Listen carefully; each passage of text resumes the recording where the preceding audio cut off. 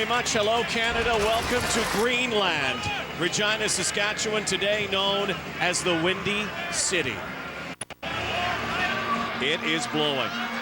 Gusts up to 85 kilometers an hour. Usually windy here.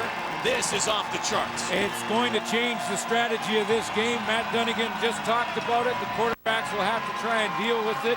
Expect more run game from the team. It affects the kicking game. In fact, on this opening kickoff, the Riders going into the wind, we could see high ball and a scramble for the football. The kids were battling it before you could lose a kid today. Oh my goodness. Gusts of up to 80 kilometers an hour, Rod, and both these coaches are going to have to deal with this. The strategy can change.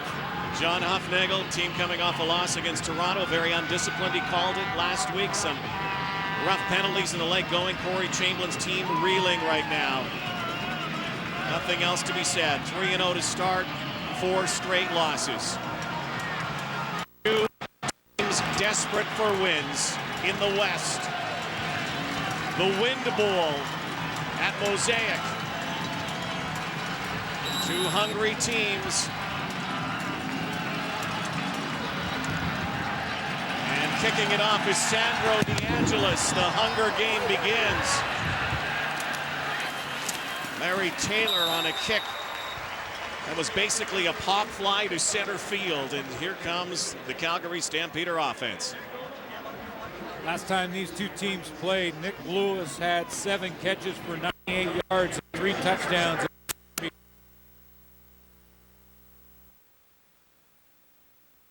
To Nick Lewis and John Cornish. We will see a lot more of the running game from both these teams here this afternoon with this win.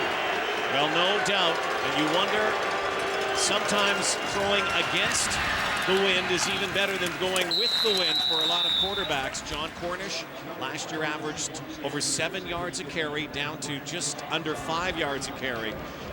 6-yard pickup on his first touch. Tyrone Brackenridge will get the matchup this afternoon against Nick Lewis throughout this football game. Abraham Croma, the leading tackler for the Riders, is not in the lineup. Darren Stone, the former Calgary Stampeder, is, and James Patrick is still searching for his first interception of 2012. A guy who had 5 picks last year, 9 picks the year before. 2nd and 4. Little pitch outside again, John Cornish. And it's a first down. Expect to see a lot of this from both teams today, particularly into the wind. But right now, Calgary Stampeders with the wind in this first quarter. Yeah, Saskatchewan won the toss and deferred. So the Calgary Stampeders took the ball. The Riders should get the wind at their back in the long quarters, which would be the 2nd and the 4th. Double tight end coverage here, and out of the backfield again. So far, it's all been John Cornish. This time, dropped at the line of scrimmage by former Stampeder Darren Stone. Making the start again for Abraham Croma, who fractured his fibula on the 9-game list now, injured list, last week in BC. John Cornish on a bit of a roller coaster ride this season. First 5 games, 39.8 yards per game. It's gone up to well over 100 in the last couple. Glenn with the wind throws, caught by Nick Lewis. Big gain for Nick Lewis. And it takes an army over there to bring him down as usual. Nick Lewis, one of the best in the Canadian Football League on 2nd down receptions, does it again and keeps his streak going. Now 148 straight games and counting with at least a catch. Well, he has 18 of those for first downs. 18 money catches, I call them, and this is one more of them, as that's the matchup we're going to watch. Tyrone Brackenridge in his 2nd year with the Riders against the veteran Nick Lewis. They'll see each other a lot this afternoon. 1st and 10 inside the 35. Glenn, the pump fake, and looking outside for Romby Bryant. Bryant covered by Eddie Russ. Terrell Mays also in the vicinity. It's tough to throw with the wind at your back as well. It's something that the quarterbacks are going to have to start to gauge and figure out exactly, what they can get away with here, because when you're throwing with it at your back, it can sail on you. In fact, that ball might have been tipped at the line of scrimmage.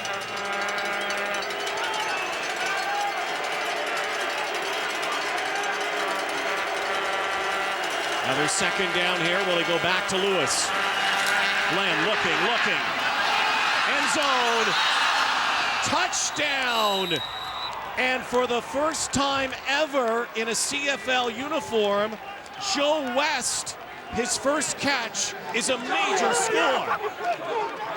First game, first catch, first touchdown.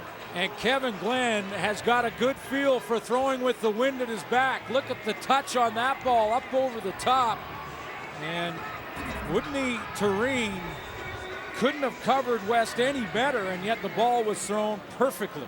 Taking over the number worn for many years by Kenyon Rambo, Joe West in his first game has the major score. Impressive drive for Kevin Glenn with the wind, and quickly the Calgary Stampeders strike 7-0. Here he is, 28-year-old out of Texas, El Paso. Spent some time in the National Football League with a variety of teams. You see me? Deep kick. Tristan Jackson follows a few blocks and brings it up near the 35-yard line. Special teams will have to be special today, both kicking and returning. Here comes Darian Durant.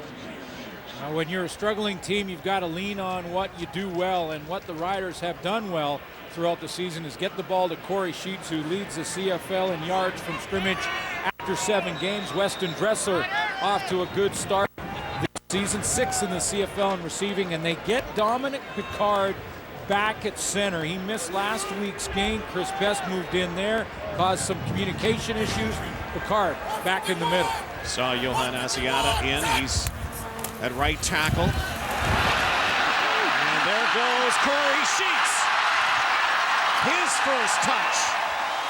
A big ramble for the CFL rushing leader. Sheets explodes for a 32-yard gain.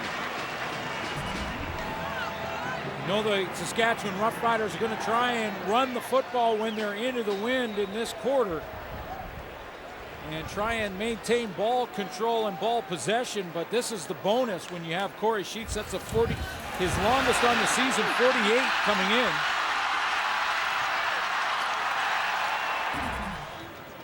.32 coming in, 48 on that one.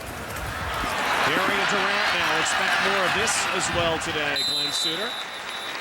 Gain of 3 or 4 yards. Darian Durant gains about 9.4 yards per carry, but over the last 2 games has only carried twice.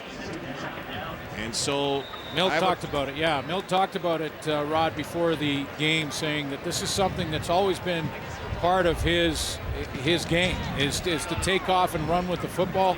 In his best year, 2010, he ran around 4 times a game, almost 5. 2nd and 6 now. High snap. Flag flies. Durant against the wind. In and out of the receiver's hands. The Stampeders. Fred Bennett thought he had the pick. He wants John Huffnagel to challenge this. He thought he had that on an interception. It's going to be a moot point anyways. Kim Murphy. And it does hit the ground. Kim Murphy, our referee. A penalty is against the Stampeders. I'll give it down over. And it goes to 2nd and about a yard, or a long yard. Darian Durant on short yardage plays has given way to Drew Willie, the backup, over the last few games. He stays in, goes shotgun on 2nd and short. Hands off to Sheets. Pivotal here, because that could move. Even if it's not, with into the wind here, Saskatchewan, Rod, I think will probably go play 3-down football in this part of the field. It's out of the range of Sandro DeAngelis as far as field goals go into this wind. Even if you punt it, there's not any guarantees that you're going to get very much yardage on a punt anyway. So I'm thinking that both these teams into the wind, even if it's 3rd and 4 or 5 in plus territory, will probably go for it on 3rd down. Almost definitely going for it this time. 3rd and inches for the Roughriders. How do you think the kickers felt this morning when they woke up and looked outside? Watch the Weather Channel. Well, it's funny you say that because I looked out of the window of my hotel room and I thought, perfect day for football. So great. So I tweeted that and I had a whole bunch of people go, perfect. Have you been outside yet? And you step outside and wow. Well, you have to brace yourself or it'll knock you over. You have to brace the football as well. Hold it in place. Drew Willie in for the 3rd down plunge. And stood up, but should be enough.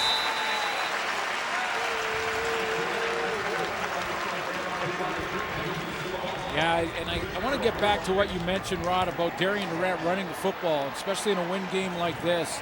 The option of him giving it to Corey Sheets or taking it outside and pressing the edge is going to be important for Durant. When you look at that best season he had, 2010, after 7 games, that was what he had totals, 281 yards. This year, almost about half of it, 159, and his average rushing per game dropped in half as well, something that I think the coaching staff understands as well. The 33, 1st and 10. Durant fires, almost picked off.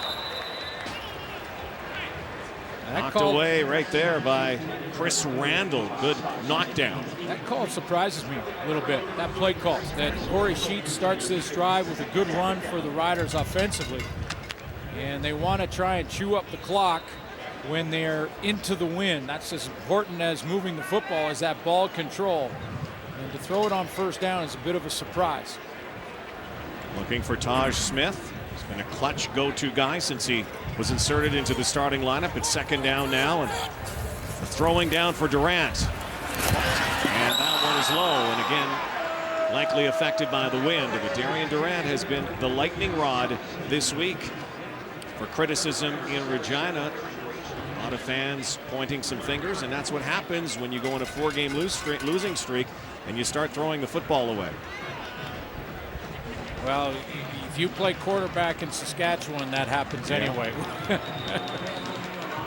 But a drive that took some time off the clock going into the wind, and the Riders will punt on 3rd and 10 here. This would be about a 38-yard field goal, but impossible really in these conditions. Look at this kick. Backspin. And Saskatchewan recovers, but there was no yards on the play, so 30-yard punt. Calgary will have their 2nd series when we come back.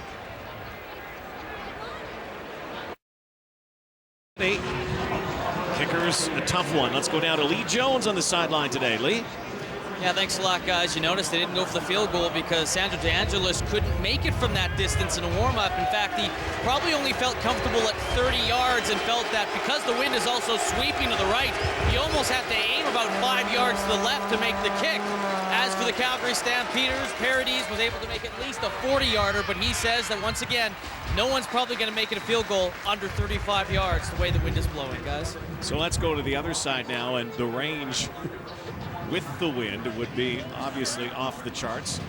Well, however, these days in the Canadian Football League, it'd be very risky to take that long field goal kick based on what we've seen over the first 9 weeks. Well, and with the wind swirling a little bit as well, you know, it's the accuracy is a concern. But if it's desperation time at the end of the game or the end of the half, yeah, you take a shot at the long run. Kevin Glenn into Joe West again, and Joe West making his presence felt in his first game.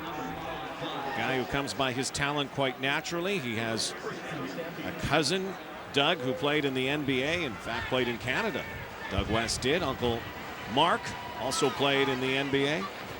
His brother Tracy Thorpe was a pitcher in the Toronto Blue Jays organization and now gets a chance to wear Stampeder colors. Good size out there. He's got to a good start. Try and earn the trust of his quarterback, and Kevin Glenn, see the football more this afternoon. Here's the pitch now.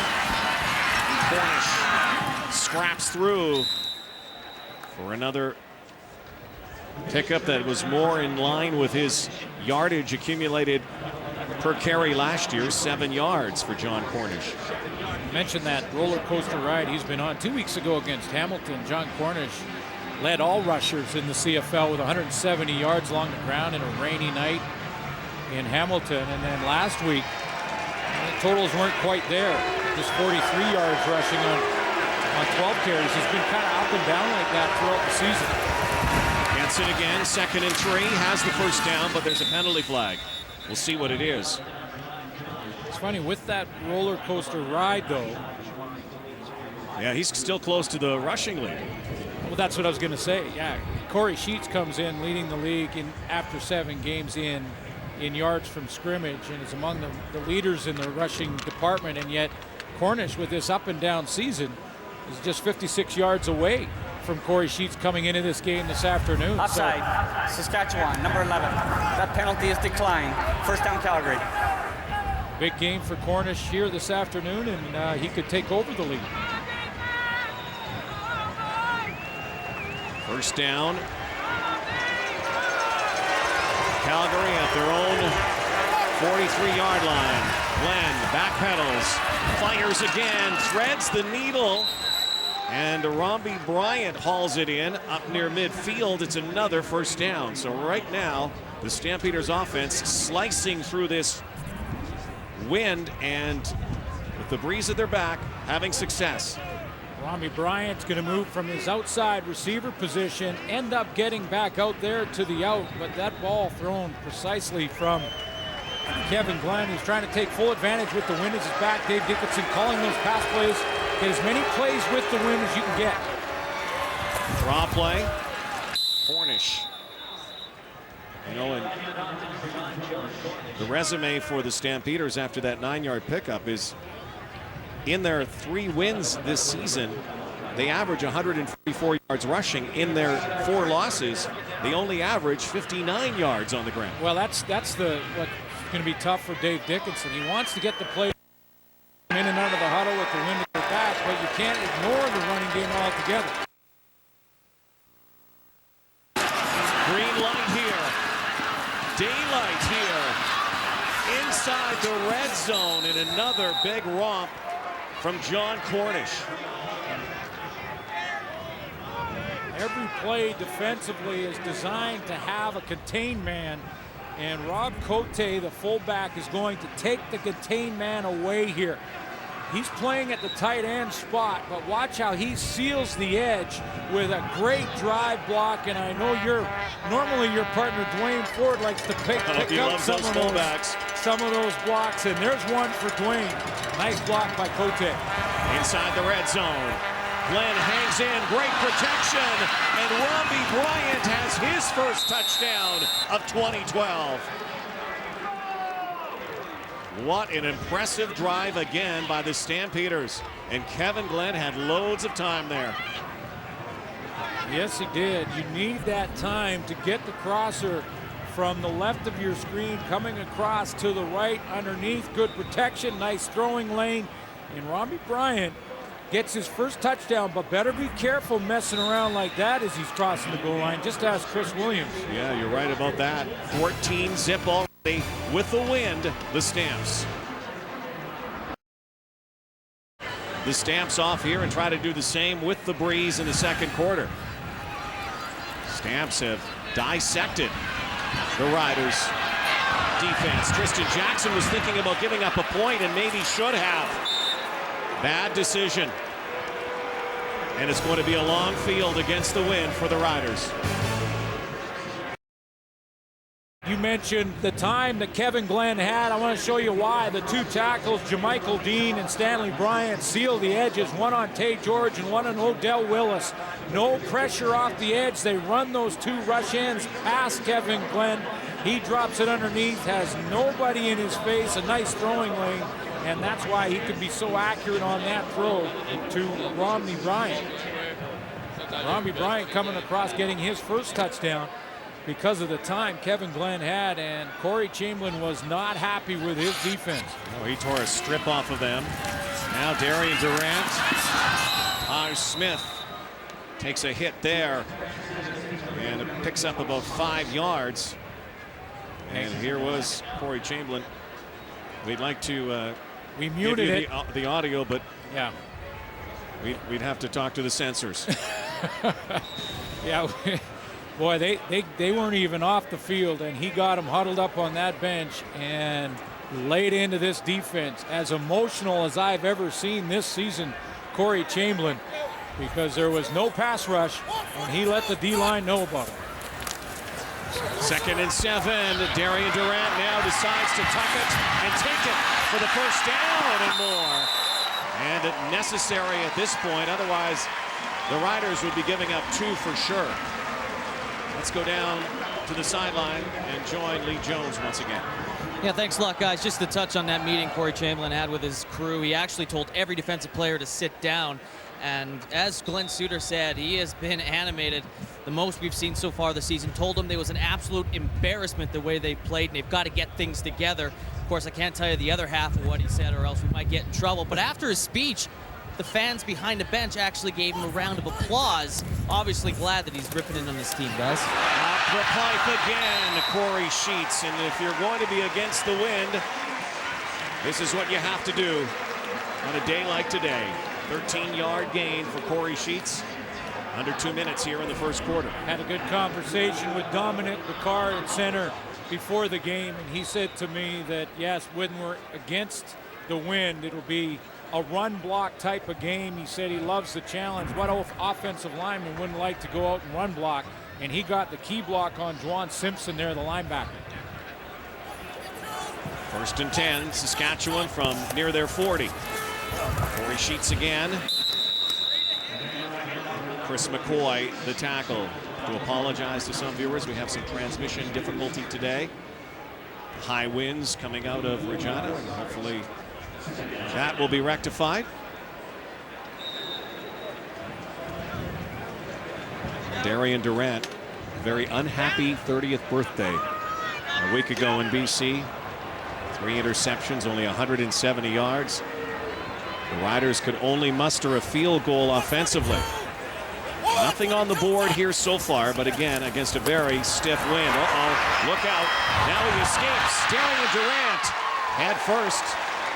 Up near the first down, near his own 50-yard line. Might be a yard shy. Malik Jackson in on the tackle. Again, it looks like Corey Chambers going to have to go ahead and try and get this first down. Some run success. Darian Durant, everyone talking about it coming into this game this afternoon, had to run more. And he's done that in this first quarter. That first drive, they had the football for 4 minutes of the first quarter. Continue this first down, we'll be able to finish the first quarter. This is a much longer plunge this time for Drew Willie, and he was stood up last time. He's going forward, and he is going backwards, and now his second effort. The Calgary Stampeders had stopped Drew Willie in his tracks, and then second and third effort gives the Riders the first down. That was all Drew Willie there. That's the last play of this first quarter, and now the Roughriders can breathe a little easier because they have the breeze when we come back. 14-0 Stampeders after one very windy quarter. Our numbers brought to you by Rona, proud partner of the CFL and its 8 teams. Now, when you look at the numbers, guess which team had the wind at their back in the first quarter? It was the Calgary Stampeders, but hey, they took full advantage of it. Ran a lot of plays in that first quarter. Kevin Glenn was on the money, throwing the football, looked really good, sharp as a matter of fact, and both running backs are involved in playing well, Corey Sheets and John Cornish. So now the Saskatchewan Roughriders get the wind at their back. We'll see what they can do with it. It's kind of like a tennis match. Now it's your turn to serve, and that's the thing. You have to answer. Well, and you have to take full advantage when you do have it, and that's running lots of plays. Try and get in and out of the huddle as quickly as you can. Calgary did it. 14 points on the board when they had it. And we'll see how the quarterbacks adjust, too. Remember, Kevin Glenn was throwing with the wind, and Darian Durant was throwing against that wind. They keep it on the ground. Corey Sheets will not outrun cornerback Fred Bennett. Take a look at that Calgary defense. Chris Schultz before the game talking about they had to tackle better, and that's where Juwan Simpson comes in the middle. I put Chris McCoy in there to see if he can get some pressure upfield. They want to get more pressure from that front four. He and Charleston Hughes in charge of that. And then Tad Cornegay, the former Saskatchewan Roughrider and BC Lion, playing for the Calgary Stampeders, gets the start because Quincy Butler yesterday said he couldn't go. Cornegay, of course, won a Grey Cup with the Roughriders back in 2007, a cup with the BC Lions last year. 2nd and 14. Durant again, flushed, and there he goes. Darian Durant for the first down. And something that has been missing from this Green Rider offense the last 2 games, the feet of Darian Durant. Going to get a little help from his running back here in pass protection initially as Corey Sheets will step up. Take a look. He blocks off the edge. That gives Durant a chance to step up into the pocket. Then he takes off and has 22 yards. You know, when a guy averages almost a first down every time he runs the football, perhaps he should do it more often. Goes out. He has been Mr. Primetime, Taj Smith, since he came to the Roughriders. His first catch went for 74 yards and a touchdown. He's been one of those big play guys and almost had another big play here. Jammed up pretty well and really should have had it. I mean, a tough catch because he had to dive for it, but he leads the team in average per catch at 21.4, so he's been their deep threat. Again, you saw only 3 yards passing for the Roughriders against the wind in that first quarter. Have not heard from Weston Dressler or Chris Getzlaff yet. Perhaps now. Looking for Getzlaff, who was one of the best second down guys in the CFL, but the drive will stall here, and it will bring out the kick team. Sandro DeAngelis with the wind at his back. He's only been with the Roughriders the last 2 games, 3 of his last 4, the former Stampeder. Darian Durant had a little pressure on him that time, had to rush the throw a little bit, and Corey Sheets up at the top of your screen had a little problem with his pass protection. One place he wins, second play Chris Randall wins. 48-yarder. A day like today is almost a chip shot. There's the kick, and it has to hook. It's wide. Marquay McDaniel bursting outside, has the crease, and McDaniel brings it up near the 22-yard line. So the Roughriders still being shut out here at home. Well, if I'm doing my math correctly, this is the first series defensively for the Riders since they heard from their head coach on the bench. Impromptu, I like how Lee said when they had their meeting. That was a one-sided meeting. Cornish follows the lead block. Cote. This is a defense, and despite the 4-game losing streak, the Saskatchewan Roughriders very well could have won 1 or 2 of those games. But this is a defense that played very well in the loss last week against BC as well. If there has been a strength to this team this season, it has been Corey Chamberlain's D. And he didn't like what he saw in the first quarter, so full credit to the Calgary Stampeders, who looked great in that first quarter, starting with Kevin Glenn and his accuracy in the throw. Riders stack the box, and Cornish dodges one and another, and Terrius George wraps him up. It'll be close to a first down. You know, the Calgary Stampeders have had to juggle their offensive line a little bit due to injury and, quite frankly, poor performance at times. But we've seen good start by Jamichael Dean and Stanley Bryant at the tackle positions, and some big blocks from fullback Rob Cote. And sometimes that's an area that's not talked about enough, the importance of the fullback and blocking in the open field, especially when you got the wind in your face. First down, Stamps from their 34. Cornish has 79 yards plus rushing now. Hard to believe that he went off against Hamilton for 170 yards. The game before had negative rush yardage. John Cornish is certainly upping his average. That's been the up and down, and he gets another block from Rob Cote at tight end here with just the down block as Cote comes in again and helps his running back on first down pick up nice yardage right off that block from number 26. inching closer to a 100-yard rushing game, and we're early second quarter. Why not? This time bouncing back, flag on the play. And very slippery. On second down, John Cornish almost able to spin his way to another first down. We'll have to see what this penalty is about. That is Cornish. That was all Cornish on that play. He was caught for about a yard loss, which would have led Calgary Offside. in a third down. Saskatchewan, number 93. 5-yard penalty, first down Calgary. It didn't matter anyway with the offside.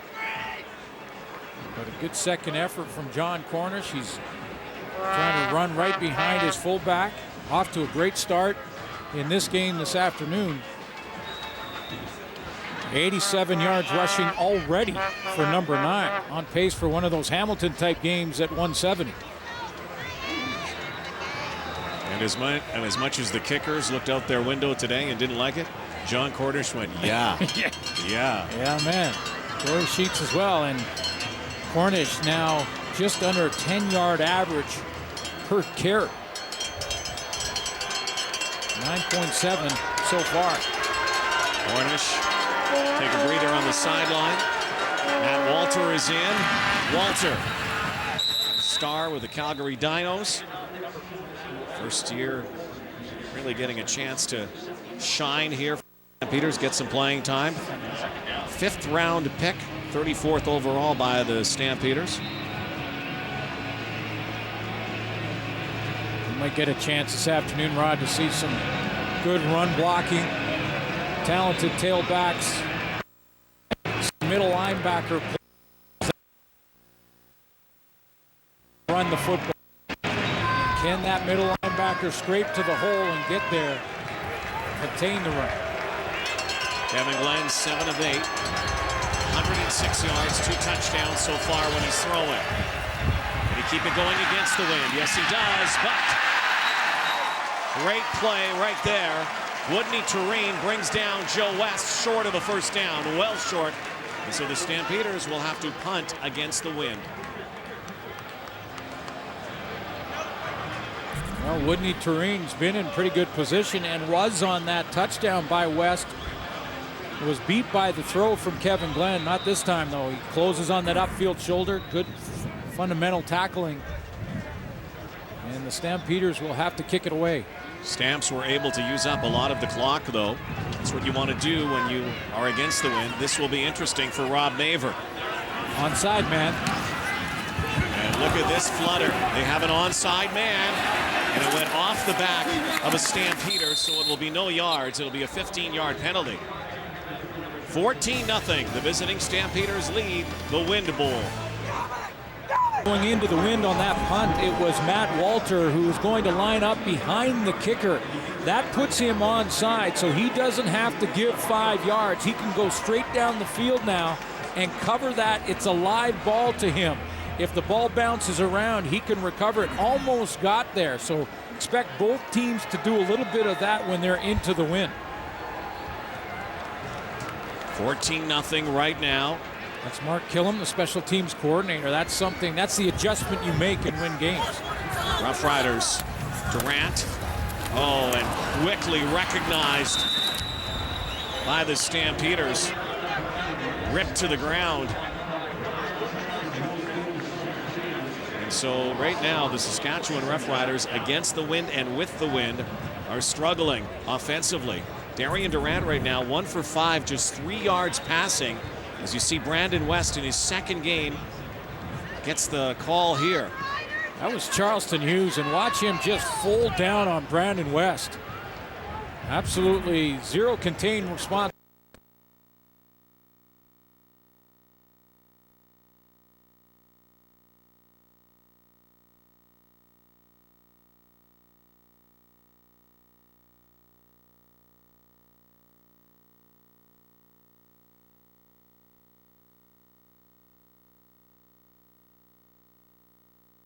The Riders. Brendan Labatt looked like he moved a little bit. Procedure.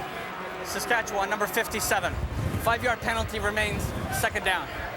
When was the last time, Glenn Suter, that you were in a game with the Saskatchewan Roughriders and you had not mentioned the name Weston Dressler to this point. Well, that's why I highlighted him off the top, because when you're a struggling team, you have to lean on what you know, and what you know is that Dressler will make plays for you. He hasn't seen it yet this afternoon. Second down conversion time. Durant's looking for him, looks to the sideline now, and in and out of the hands of the normally reliable Chris Getzlaff. He's had a couple of these per game, and it's been becoming something that starts to become psychological for an athlete. You know, when you drop a couple, you think you can just brush it off, move on, move forward, continue to work, and Chris Getzlaff will continue to work at it. In a brief conversation with him before the game about it, he said he's feeling good about it, and there it is again. Smilo. Daniel shakes one, and another. Sam Hurl trying to chase him down. There's a penalty flag back at the 30-yard line. This return likely will come back. Right now, the Riders need to come back. Down 14-0. I like your chances here. And there's the direct snap to Cornish. Go, Corn Dog! John Cornish, as they call him, Corn Dog. And the Stampeders have used that a lot. Some people call that the Wildcat formation. The Wildcat, of course, is if the quarterback's not on the field, but the direct snap works well here. And it's student body right with John Cornish in behind it, taking that direct snap, and away he goes. Watch the O-line move, though. Basically sliding all to their right, pick up a man on the open field and let Cornish pick and choose what hole he'd like. Over 100 yards, and we haven't finished a half of football yet. Could be a record breaker today. Pump fake. Glenn goes for it against the wind. And Woodney Tureen downfield watching Johnny Forzani. Good strong throw into this wind. It was about a 40-yard throw in the air and had nice tight spiral. And I was talking to the quarterbacks and some of the coaching staffs, including Kahari Jones, to ask him, is there a different technique that you need to throw into the wind? You need to change the fundamental. He said, no, you just have to keep a tight spiral. If you can keep a tight spiral on the football, you get more accuracy with it. Second and 10 from the 45. Glenn's going to throw again. Strong arm to the sideline and hauled in. Nicely tightrope walking is Romby Bryant. He's going to be short of the first down. Odell Willis got too close to Kevin Glenn, and we have a penalty flag back at the 20-yard line. Was this a late hit? Major foul. Roughing the passer. Saskatchewan, number 11. It was. 15 yards from the end of the play. Automatic first down. First down because of that penalty. Kevin Glenn got hammered by the Big O.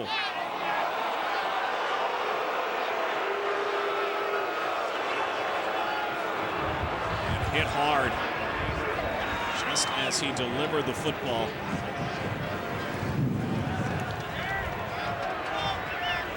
That one was close from our angle. I'm wondering if some of his helmet hit Kevin Glenn in the head. May have been inside the Saskatchewan 45 now. John Cornish continues to run wild here. Lost his drawers there. He did. Yeah, it was pretty close for Odell Willis. He runs that spin move on the inside, and when he gets there, I'm just wondering if number one, how late was it? I mean, we slow it down, so it distorts it a little bit, but I think he got helmet-to-helmet contact, and the officials are going to err on the side of protecting the quarterbacks. Matt Dunnigan talked about that last night, and that's true, and they've been consistent with that. So Odell Willis can't put it in the hands of the official. He's got to keep his helmet lower. Key second down, the pitch to Cornish, gets a head start again, gets a first down again. John Cornish is having a field day. There is a penalty flag. See what this flag is, Rod, but Holding. Calgary, number That will 67. erase that flag. 10-yard penalty remains, second down. Demetrius Sumpas gets called on the hold there, the right guard. But I was about to say that with Calgary moving the football on their last series with John Cornish. They killed 3:53 going into the wind of time on the clock, and they're eating up this second quarter with this drive as well. Almost another 2 minutes already on this drive. Now they're in second and long here, but with the penalty. Pushing 6 minutes of this quarter into the wind. Continue to bring that play clock down. And sends out his receivers. Another pump fake, and again over the middle, and this time Nick Lewis can hang on, which will make it interesting depending on the score what the Roughriders might choose to do in the second half. Whether they take the wind in the third quarter, or whether they wait till the fourth quarter. Yeah, I mean, it's a consideration. It's a good point. You know, conventional thinking and wisdom would say you take the long quarter, you take the wind at your back in the long quarter. That's the second and the fourth. But if you have too big of a deficit to make up, do you want the wind to catch up in the third? We'll see. Saskatchewan will have the choice. 4 minutes here to get some points on the board. Tristan Jackson on the short punt. Only gets up to the 22-yard line. The Stampeders coverage team's among the best in the CFL. Do a good job again. A lot of pressure and a lot of criticism directed towards Darian Durant over this 4-game losing streak. And when you project his numbers, he's on pace for second best in yardage. That was 2010 when he had over 5,000 yards, the one year he did. And a personal best in completion percentage. So, you know, he's putting together 3-4 good quarters, sometimes 3.5 good quarters. I know the fans are getting frustrated with regards to the mistake, the 1 or 2 mistakes he makes in the game. Here comes the rush, a wobbler out to Ephraim Hill. There are flags and debris all over the place here. Penalty flag flew though. Well, that's a reception. The second for the Riders up till now. Positive yardage.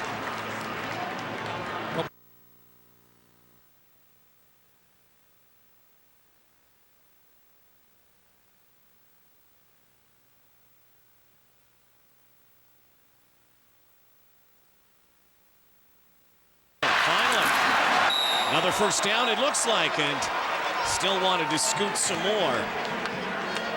Justin Dressler, when the Riders were on their 3-game win streak to start the season, was looking like he was putting together an outstanding player of the year season. 3-minute warning here. Riders looking to put some points on the board. Side. Last year it was the great Ronnie Lancaster and George Reed. They built this house, and then they switched demographic, trying to go for a younger demographic, and they go to Ken Austin, who led the Riders to a Grey Cup championship in '89 and as a coach in '07, and Roger Aldag, who owned the Mack Truck Award when he played. Oh, human Mack Truck. Yeah. One of the all-time great Saskatchewan Roughriders, so they're looking at a little bit of a younger demographic, and won't be long, I'm sure, before they switch it up again. And second and short yardage here. Justin Dressler did not get the first down. Drew Willie goes forward, and again, it will be close, but it should be a first down. One of the things about this stadium, of course, is that there will be a new stadium built for 2017. They've done some great things this year. Put bleachers in the end zone. More of a bowl configuration now. Added more seats. Great scoreboard here. The big video board. Still one of those places that has to be on the sports fans bucket list. You've got to come here. Yeah, you know, the funny thing is, Rod, it doesn't seem to block the wind here in Saskatchewan. It's not today. Nothing's blocking this wind. And nothing's stopping Darian Durant. Again, looking for Taj Smith as the pressure came. Durant may have had some running room again there. So it will be second down and 10, just 2 minutes to go. And right now it's backfiring on the Roughriders, deferring that coin flip because the Stampeders rolled right out of the gate here.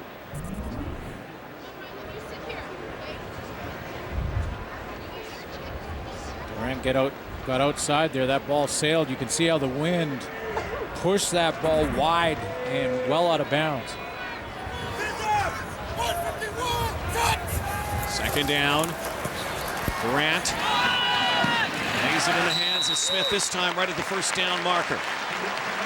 Real important drive here for Saskatchewan.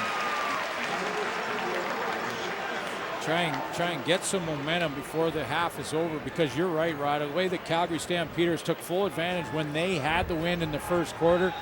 Now Bob Dice, the offensive coordinator, calling the plays for Saskatchewan's got to see how many he can squeeze in a minute 59. They really have not also gone vertical here. Might they? Decides to keep it on the ground. Time ticking away. Corey Sheets takes the handoff. It'll be second down. When Calgary had the win, Dave Dickinson didn't call all pass plays, and I'm not suggesting that you do that. You have to continue to bring that balance. A little bit of run. We saw a sprinkling of John Cornish. He got off to a good start. So Dickinson understands too, but you want to maximize the amount of plays you can get and get in and out of the huddle quickly. You can't throw with the wind at your back. Have to throw now. And knocked down, and it's picked off by Charleston Hughes, and he's rumbling down near the 30.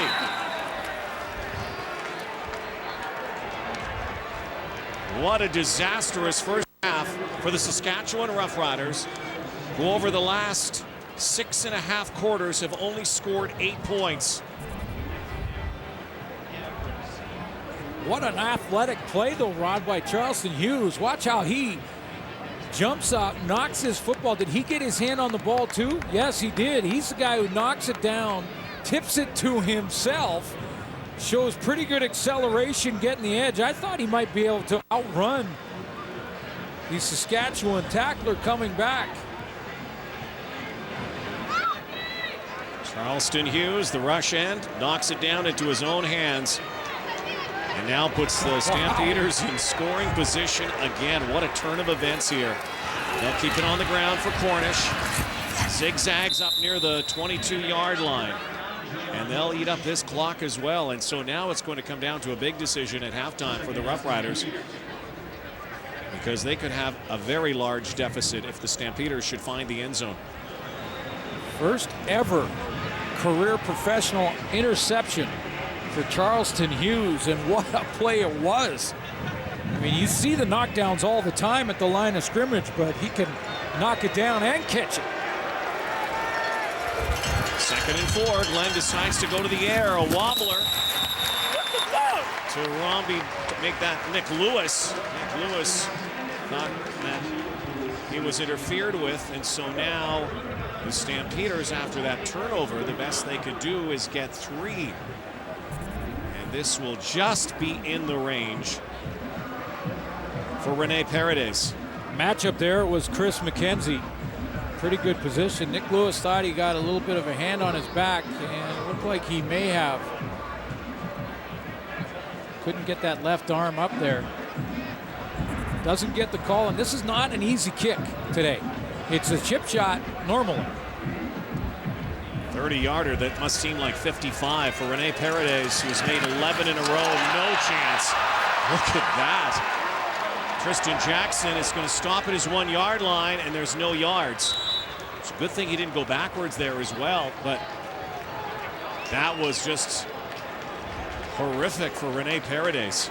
Rene Paredes had to try and hit that low into the wind, and that's what these kickers are trying to do, to hit real knuckleball into the wind. And because he hit it so low, I think it hit his own protection, his own offensive lineman right in the back, or in this case, he turns and it's in the front. Right off the helmet.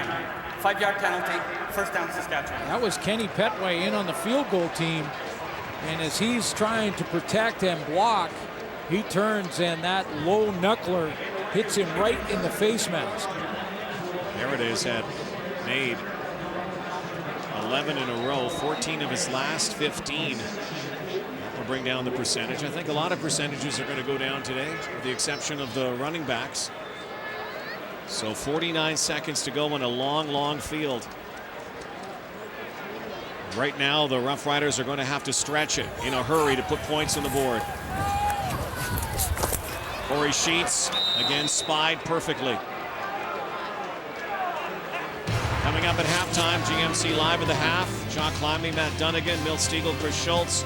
Dave Naylor will be in the studio as well. The big news before this ball game out of Winnipeg, where the Blue Bombers have fired head coach Paul LaPolice, replacing him with Tim Burke, and the Riders and the Bombers getting ready for their Labor Day tussle next week. And to sum up this first half, you could say better play calling and full advantage taken with the wind at their back by the Calgary Stampeders. Saskatchewan, not so much.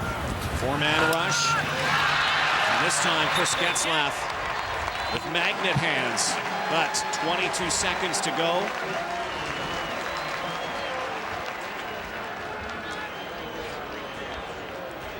There is a penalty, and it's against Calgary.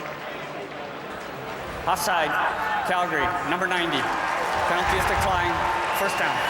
Unless the Saskatchewan Roughriders can find a way to do to the Stampeders what the Stampeders did to them a month ago and come back in this game, we could have two struggling teams, Bombers and Riders, next week.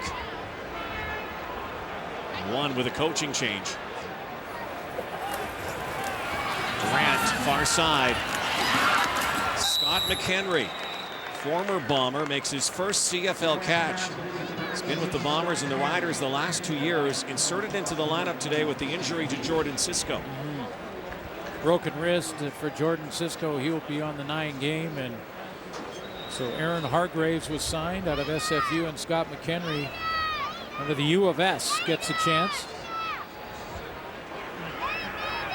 5 seconds to go, and the Riders are going to go to the locker room and think about it. To a chorus of boos. They have been shut out 4 of the last 5 quarters they've played.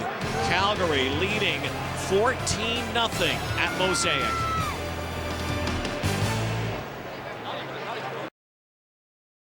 It's CFL Control. I'm joined by Dave Naylor, Milt Stiegel, Matt Dunnigan, and Chris Schultz. And we're all here because we want to talk about Paul LaPolice's firing today. Just before we do, note to fans watching the football game, we apologize for all the technical difficulties. Apparently, all the wind buffets the satellite dishes around, and it interferes with the signal. So believe me, they're working at trying to get that straightened out.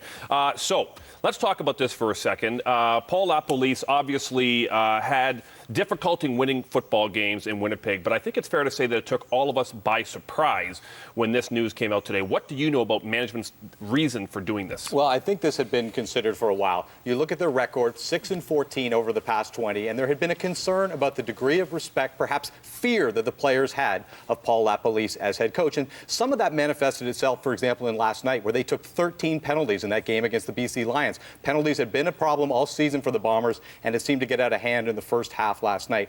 Overall, it seems the organization believes there's pretty good talent on this roster from top to bottom, something that should add up to a lot more than a 2-6 record. Now, Milt, you heard that a lack of fear potentially for their head coach may have played into this. Is that consistent with the things that you've heard? I know you're still connected with that team. Yeah, I've heard some rumblings out of that organization where Paul LaPolice maybe wasn't feared. And is that the right word to use? I don't know. But there was maybe some lack of respect of some of the players within that organization where they felt they could run over Paul LaPolice. Like I said, I'm not in that locker room anymore, but I heard rumblings of that maybe where I'm not saying they didn't want him there, but they didn't need him there because they felt they were the team. He wasn't that big a part of the team. Schultz, we've talked a lot about that dynamic between a head coach and his players, and I know that you have talked a lot about the fact that you think it's more important to be respected than loved as a head coach. Do you think it's a legitimate reason to terminate somebody, though, to fire a coach because he's not feared? Well, if you do not have the respect of the players, if that is true, then that's a key issue. And where I became concerned for Paul is when Jonathan Hefney, he did not want to move from a secondary position to a linebacker position. And then they had 4 players coming off the bye week that missed connecting flights or flights in general and missed a practice. Now, I talked to Paul about that, and he rationalized it, and he explained it, and he supported his players. But I have to admit, at that moment, I was like, wait, this is wrong. You can't have players missing practice with that type of an excuse. That's just something that doesn't happen in the world of professional football. Yes, fear, respect, talent, ability, all those things. But I will say this, Paul LaPolice is a class act. Yes. And he'll get back on his feet and he'll be back in football and will be successful. Yeah. Matt, let me ask you about the quarterbacking situation, how that may have played into all of this. The reality is this is a quarterback-driven league. And the other reality is that Paul LaPolice's quarterback has been Buck Pierce, injury-prone. But when he's in the lineup, they're 11-13. When he's out of the lineup, the Bombers and Lapo went 5-15. So is this fair again when he has to play second and third string quarterbacks? It is a what have you done for me lately type of league, and he is 16-28 as a head coach. You know, last year he started out 7-1 guys, and since then he's 5-13, and largely due to the inconsistency for the starting quarterback behind the center. Yeah, Buck Pierce has had his health problems. In fact, he's only suited up for 33% of the games since being in the Bomber uniform in 2010. Brink's 2-4, Elliott's 1-3, and Giles was 2-8. Really hadn't had the production behind the center for the quarterback, and that's awfully tough on head coaches. I can tell you that. I go right back to 2004, and we were 4-14, and I had window and aisle question handed to me. Yeah, you know better than most, Matt. Well, for those who didn't hear, Tim Burke, the defensive coordinator for the Bombers, is going to be taking over as head coach on an interim basis, and we'll see if things get better in Winnipeg. In the meantime, things are looking very good for the Stampeders in Regina. Robbie Bryant with his first touchdown of the year, and the Stamps are up 14-0.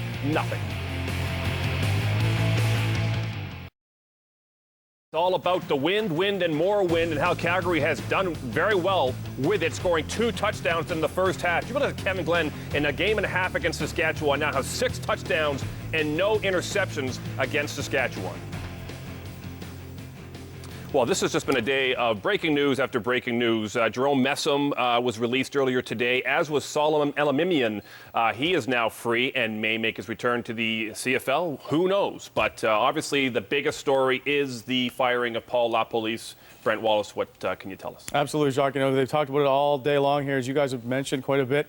Since losing yesterday 20-17 to the BC Lions under Paul LaPolice, they have fallen to 2-6 on the year and last in the CFL. LaPolice took over the Blue Bombers head coaching duties in February 2010, leaves the team with a 16-28 record as Bombers coach. He'll be second down catches, just not the touchdown catches he made a year ago. Quite simply, the Riders aren't finding the end zone. They've gone a long time, over 80 minutes without scoring a point. A point. Darren Durant didn't like the formation or personnel grouping he had with the play call, and just got the timeout called in time, or would have taken a time count violation. In fact, the flag flew and then they picked it up because he did get the timeout called. 17 down. 17 was the magic number the last time these two teams met. Calgary rallied for 17 points in the final 5 minutes to send it to overtime and to a win. Started the Riders slide. 1st and 10 again. Little reset after the timeout. Deep drop for Durant. Can't find anybody. Now flings it out. And hit hard is Ephraim Hill by Keon Raymond. And the bullseye on his back. It's almost more dramatic effect when you actually hit someone.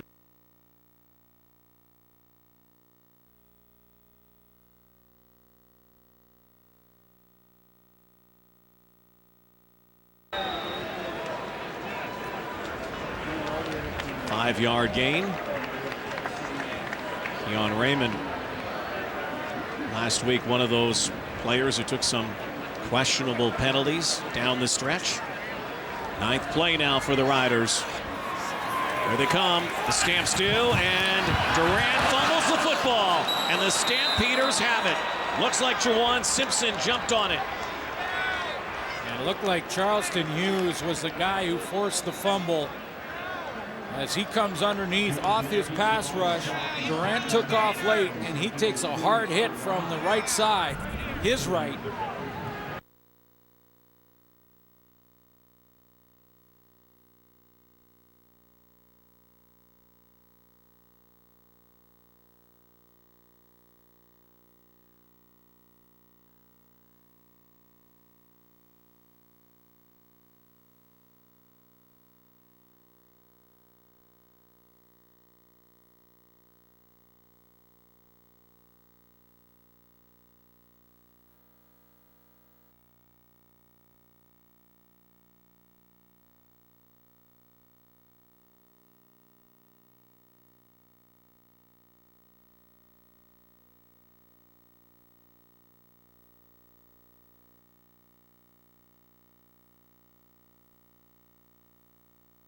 Challenge flag.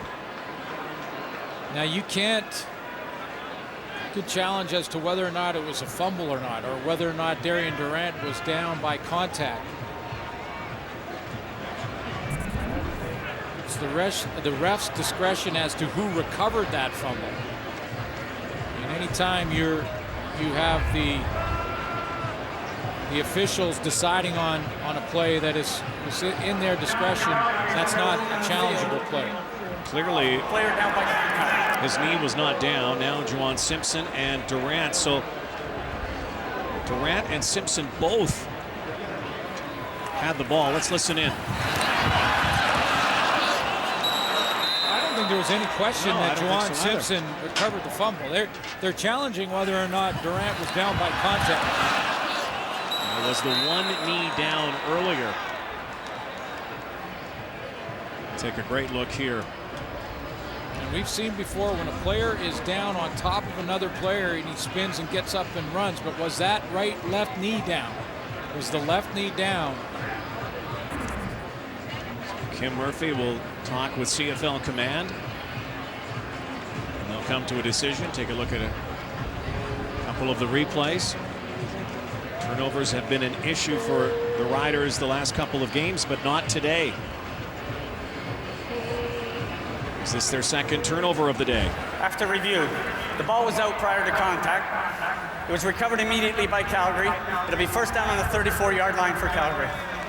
So, as we thought, Stamps take over, leading 17-0. 4.5 to go in the third. Congratulations to our 10 winning communities. To you by Purelator, tackling hunger across Canada. Check in a sackless game today. Again, Purelator donates the quarterback's weight in food to a local food bank.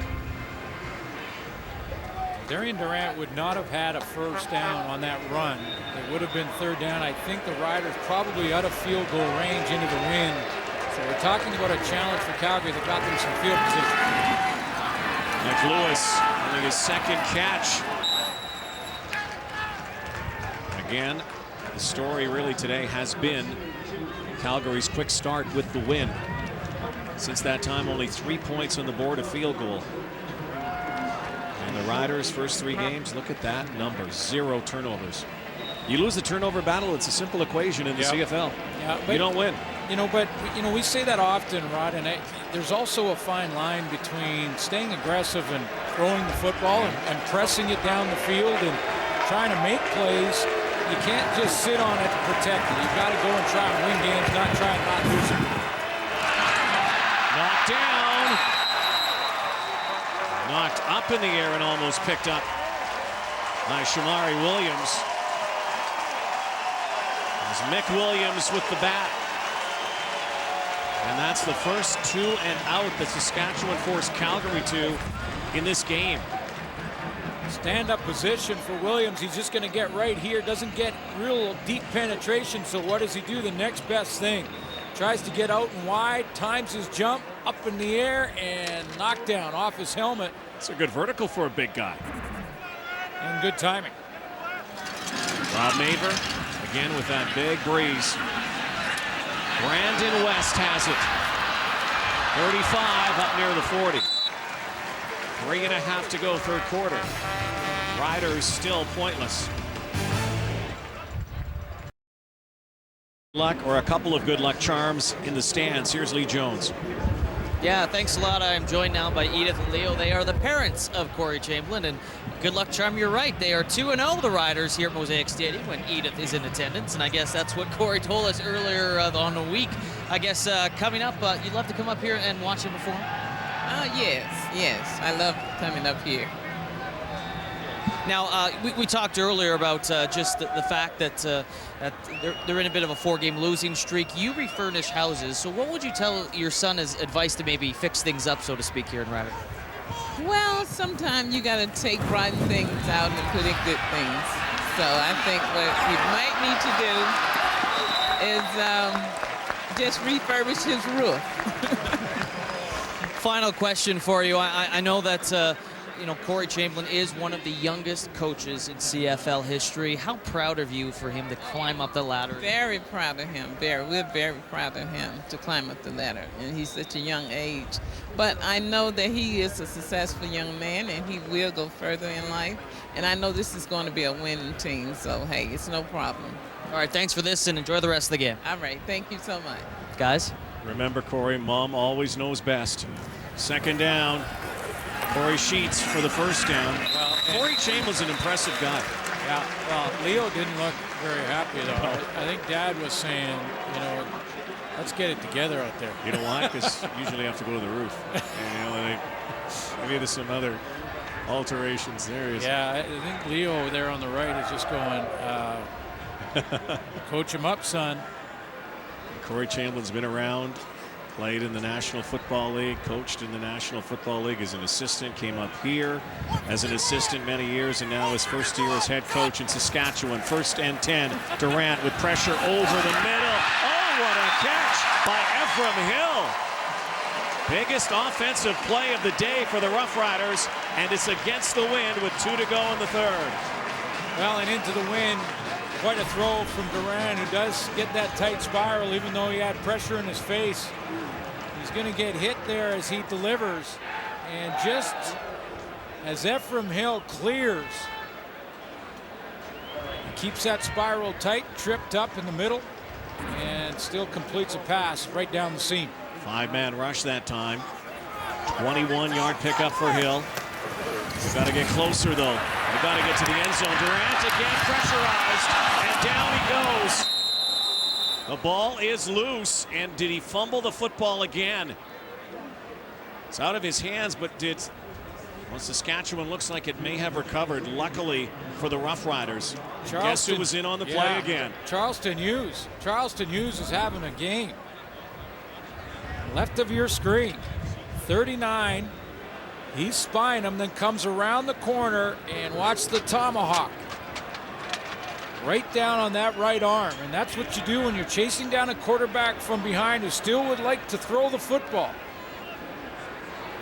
And Nakwamba's done that a couple times in Winnipeg, we've seen. Did it again last night. 2nd and 11, a quick hitter, and it's caught again. The go-to guy, no, they're saying incomplete. Ephraim Hill says, no, are you kidding me? Maybe he tried to sell it.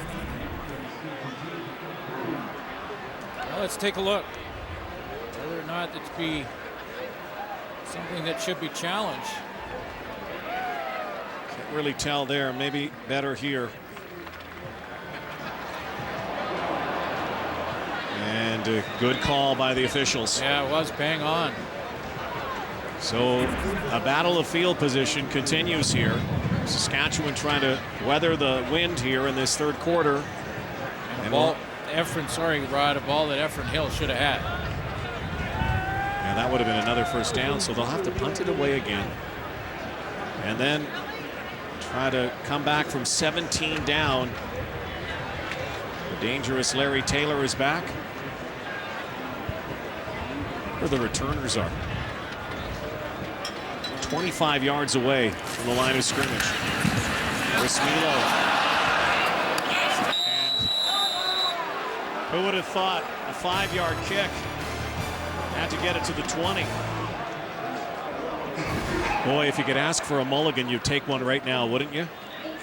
Well, you know, I question the strategy, Rod, first of all, for the coaching staff to kick to the wide field against a wind like that and try and angle it out of bounds. Drew Tate makes the catch in street clothes, but you know, Craig Dickinson, the special teams coordinator, the easier kick is into the boundary, knuckle it along and try and get it out of bounds into the short side of the field.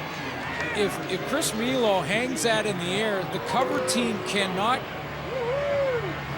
regroup in time to get to the wide field, and that is returned for a touchdown. He was trying to kick it out of bounds. There was too much field to get to against this wind. I question the strategy going to the wide field in wind like this. Clock ticking down in the 3rd quarter. There's a handoff to Larry Taylor from the other side, an end around. Down to 8 seconds now. Coming up to the last play, and then Saskatchewan's going to have to try to mount a comeback here. And you saw Craig Dickinson, the battle of the brothers Dickinson here. Craig, special teams coordinator, and Dave, the OC for the Calgary Stampeders. Do you take a shot here with one more play with the wind? I know it's second and short. He would. But yeah, do you take a shot and throw it? But it's been a battle of field position all game, so they'll keep it on the ground.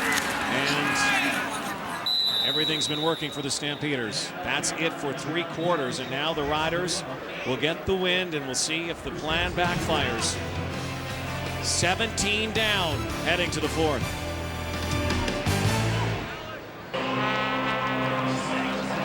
So here in the windswept prairie, 17-0 Calgary. It all comes down to the final quarter. It all comes down to what we talked about at the beginning of this ball game, having the wind at your back with the ball in the final quarter. Yeah, it's about managing this wind, and the Calgary Stampeders did such a nice job of that out of the gate. That's why they have that lead at 17 points, 14 points in their first couple of series with the wind at their back. Now, the Saskatchewan Roughriders did win the coin toss, which means they were able to defer, and that's why they now have the wind at their back in the 4th quarter. And what was a little surprising to me, Rod, when I looked at those numbers, was that they have the edge in time of possession, which it doesn't seem like that when you watch this game.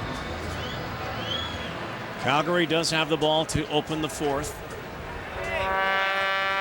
17-point lead, something they came back from against the Roughriders a month ago. Ended up winning in overtime. And a lot of this today. John Cornish left, John Cornish right, John Cornish up the middle. What a day. Yeah, there's no question that the Stampeders have won this phase of the football game, and that's with Cornish and their offensive line, who, I don't think I'm going out on a limb to say has been their best performance, and that includes a 170-yard rushing game from Cornish against Hamilton. I think this offensive line is creating a soft spot, a bubble that Cornish is not seeing first contact till he's about 8-9 yards across the line of scrimmage. Second down, short yardage. Back to Cornish again, finds that hole, finds the first down. Maybe Rob Maver's got to put a few more dinners on the line. Yeah, whatever it takes, right? Whatever it takes. We mentioned coming out that Cornish was just 56 yards behind Corey Sheets, even though he'd had a bit of a roller coaster ride this year, going the big game and then coming off a game not as good against Toronto, under 50 yards rushing in that one, but then the numbers just exploded here this afternoon. The clock right now is Calgary's friend, Saskatchewan's enemy, though. If they keep doing this and getting first downs, Riders may not be able to get their offense on the field for more than a couple strikes. Well, they need quick strike. Yeah, and this is where Calgary will just, lean on them as much as they can on first down. That was first down run. You'll see a ton of Cornish. He knows it. Running backs love that, and so do offensive linemen. So that's Chris Schultz. When you got win games and you're going to lean on that front hand and take off the line of scrimmage and go and block somebody in the run game, that's when football becomes fun for offensive linemen and running backs. Matt Walters in at running back right now. Kevin Glenn hands off to him, and he's got the first down. Calgary Dino picks up 8 yards, moves the markers again. Now there's probably Rider fans wondering, well, what is Saskatchewan doing, or maybe specifically not doing, to stop this run? And there some lanes created by this offensive line because the defensive ends, and Brent Hawkins, Odell Willis, are widening. And there's just too much space there for the linebackers to fill in there. And remember, they don't have their leading tackle, and Abraham Cromer. Now going the other way. Oh, Marquay McDaniel hit hard. And Saskatchewan has the football, but Chris McKenzie, whistle had gone. Interesting counter. Saskatchewan defenders were wondering if this was a fumble. recovered by Saskatchewan, and Calgary coaching staff got out there to say it was down by contact. I think they were right. The Calgary coaching staff, that McDaniel was down, and the ground is why the football was forced out of there. He has control there. Knee is definitely on the ground. Thing about this is, again, Calgary eating up a lot of time, and their first down plays all game long, 5-6 yards, another 5-yard pickup.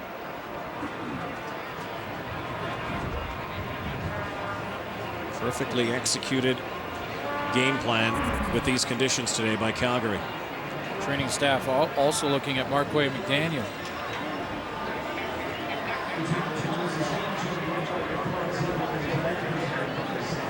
Already eating up 3.5 minutes in this fourth quarter. Key second down for both teams here.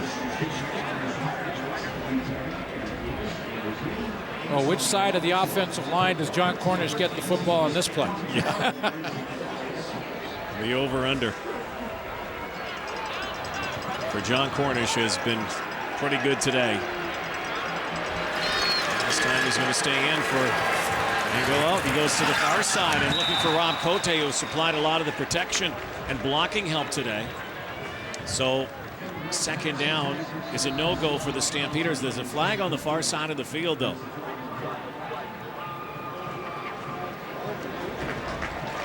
And it's against the Stampeders.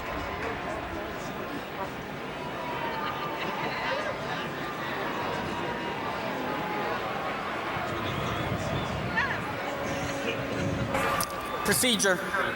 Calgary, illegal formation. That penalty is declined. It'll be third down. Third down. If they tried the field goal, it would come from about 36, 37-yard line. Remember the last time Rene Paredes tried to do that, he hit his own lineman in the face with the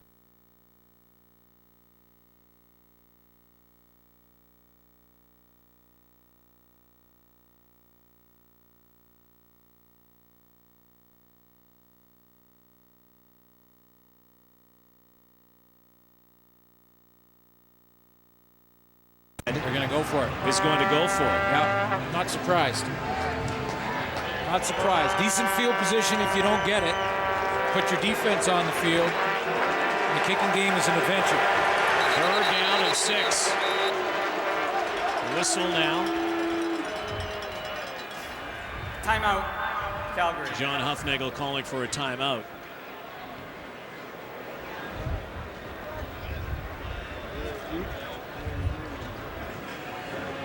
Interesting little chess match here, but still lots of time for the Roughriders. But based on their offense today, they haven't been able to move the ball even with the wind. They're going to have to change things around dramatically. Again, they've gone a long time without scoring a point.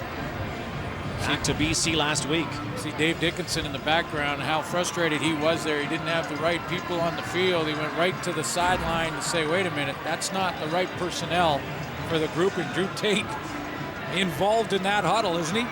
Drew Tate, who has been throwing, and some are saying maybe ahead of schedule. His rehab from shoulder surgery, eligible to come off the 9-game injured list late September. Right now, he's an extra coach. Here it is, third down, 6 yards. Glenn, the rush. Here it comes, loses the football. Odell Willis can't pick it up, and now he does. Calgary has it. It doesn't matter. Saskatchewan with the stand, and now the Roughriders need their offense to get in the groove. Odell Willis, part of Gang Green that got to Kevin Glenn. He was chasing him to fumble. He was chasing his fumble down, and when he did, it looked like he fell awkwardly on the football. The training staff had to take a look at him. It wouldn't have mattered. Calgary didn't have first down yardage, not even close. So Saskatchewan was getting the ball either way, whether they recovered it or not. Now they have to pick it up offensively. Corey Sheets tripped up by Juwan Simpson. Half the first down yardage. Again, a 4-game losing streak, Glenn, but look at the ineffectiveness of the Saskatchewan offense. Good defense last week, maybe the best in the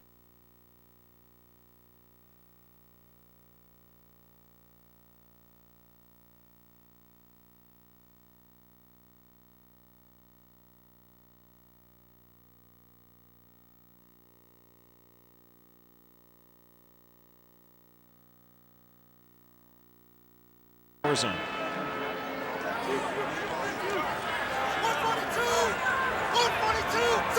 They'll have to soon if they have a sniff here. Durant flushed again, will take it, and takes a big hit. Malik Jackson got to him, but not until he had picked up enough for the first down. Wincing Darian Durant. Yeah, he took a big one, and he's trying to take this final quarter on his shoulders here, and he's doing it with his legs. This game has been his most productive of 2012 running the football, that's for sure. 74 yards already in this game. Coming into it, after 7 games, he had 159, so halfway to that total after 7 games in 1. And good pass rush from the Stampeders. Here they come again. Durant is going to give it to Corey Sheets. Somehow, what a block there by Brendan Labatt. Corey Sheets close to a first down. Houdini does it again.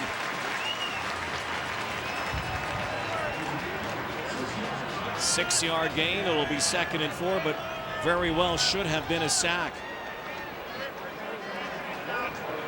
It was Chris McCoy who got that initial pressure on Durant. I was certain it was probably Charleston Hughes the way he's been playing, but it was an inside move by Chris McCoy. He gets away from that and gets to Corey Sheets.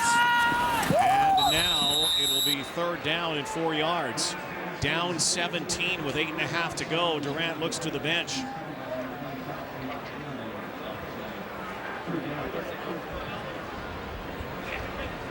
Well, you're 3 possessions down. You need a field goal to tie it at some point. You need 2 touchdowns and a field goal. Field goal would be about 52, but Sandro DeAngelis missed earlier from near the 50, so they're going for it. That's interesting because that may be the reason, or at least part of the decision here. 4 receivers to the left. And penalty flag flies. Dressler has the catch. Looked like a lot of movement at the line before that play. Yeah, and I'm not sure if Johan Asiata, the right tackle, was moved because there was movement from that Calgary D-line. Calgary. Penalties decline. First down, Saskatchewan. That's what it was. It was the biggest gamble of the game by the Riders. They needed it, and they got it. Here's the movement. And that's when the O-line moved a little early.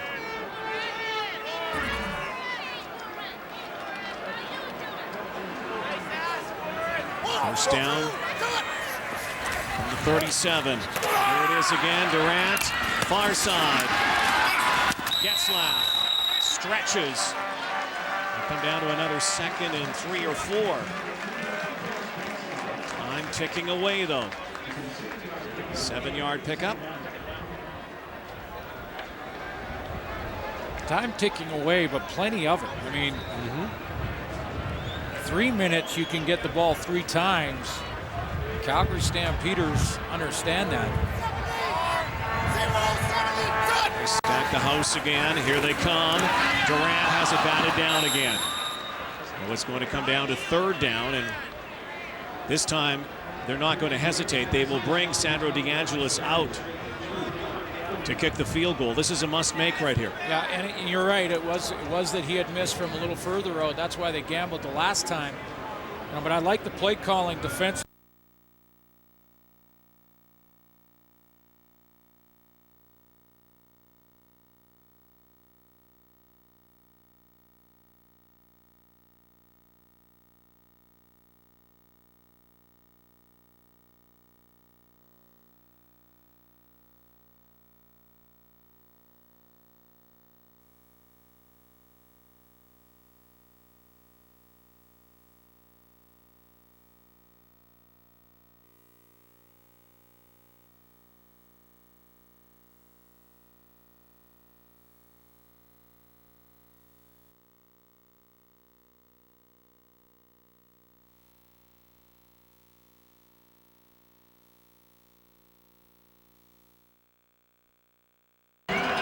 Fans coming to life here. They haven't had much to cheer about.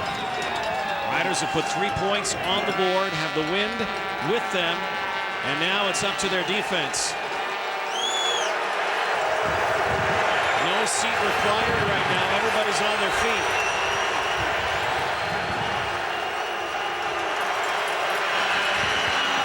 And if they want to get back in this one and erase this deficit even more, that's the idea. They have to stop John Cornish. Yeah, you mentioned the struggles that Saskatchewan's had offensively in this game, and certainly Kevin Glenn got off to that good start with 106 yards, but since then he's had just 36 yards for the Calgary offense. It's been mostly John Cornish. That's a big down here for them in second and long with lots of time left. Managing this win has been difficult for both teams offensively. Other than one quarter, a good first quarter from Kevin Glenn.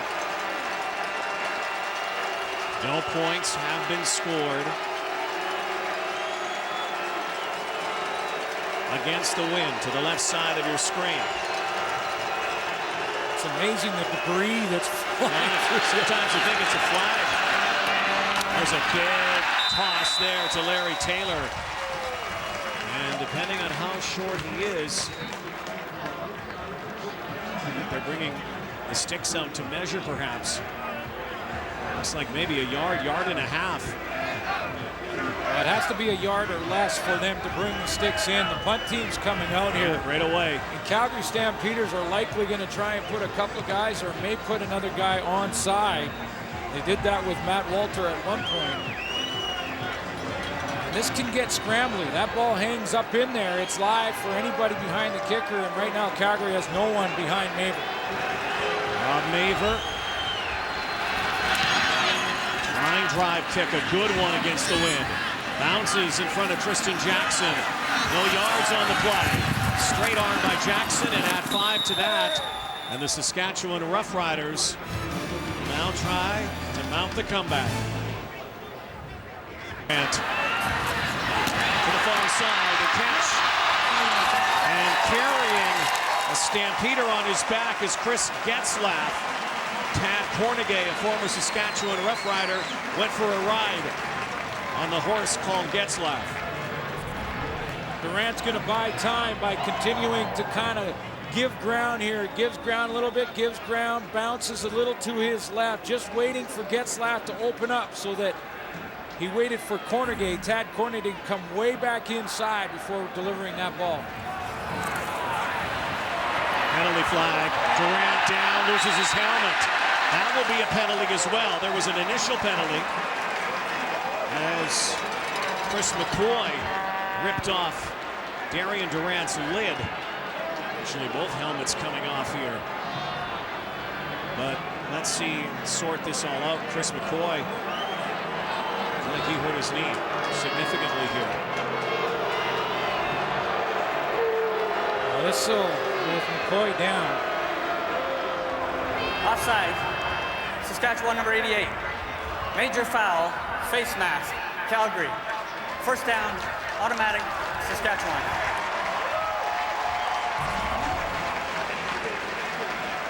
Oh, it's offside on Taj Smith, the Saskatchewan receiver. No question about the face mask. I'm just wondering how McCoy hurt himself. Looked like as he spun around there, his leg got caught underneath him a little bit. Twisted his knee, and down he goes. See him right here. There it is. He came down, and he took his helmet off. He was in immediate pain, and he's still on the field.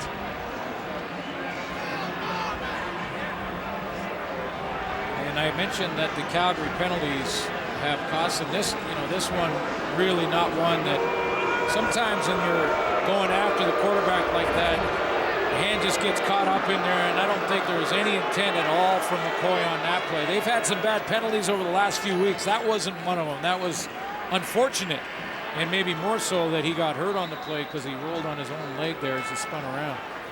That would have been a huge defensive play had he not grabbed the cage of Darian Durant.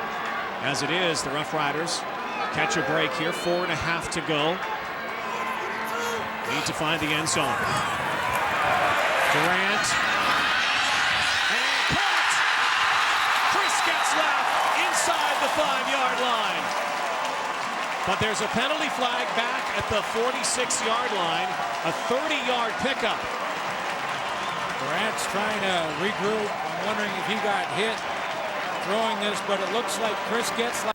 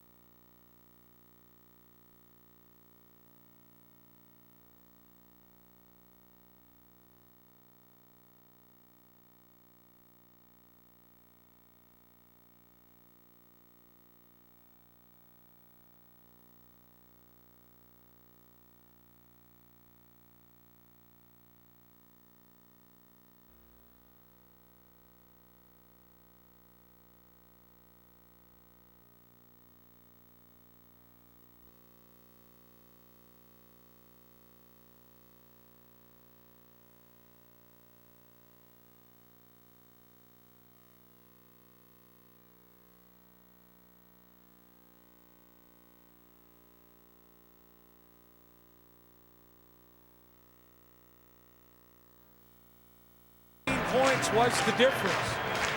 With this extra point, Sandro DeAngelis can close this to a 7-point game with 4 minutes remaining. Lots of time left here. And as mentioned, as advertised, it's all been about the wind. Every point scored has been to this side of the field. Corey Sheets, 7th touchdown of the season. Right now, momentum completely in the favor of the green and white.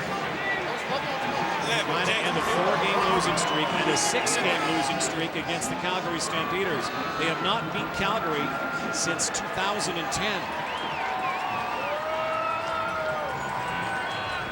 John Huffnagel is going to have to get production out of his run game on offense.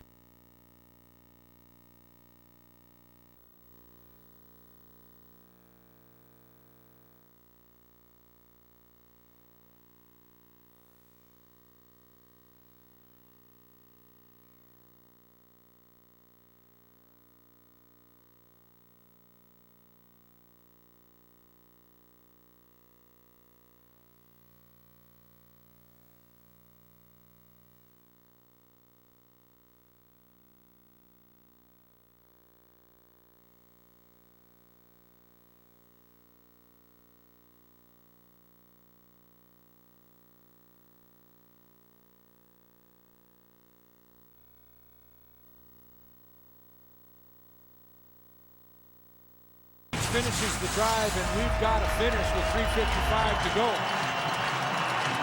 Why not? It's all we've had this week in the CFL.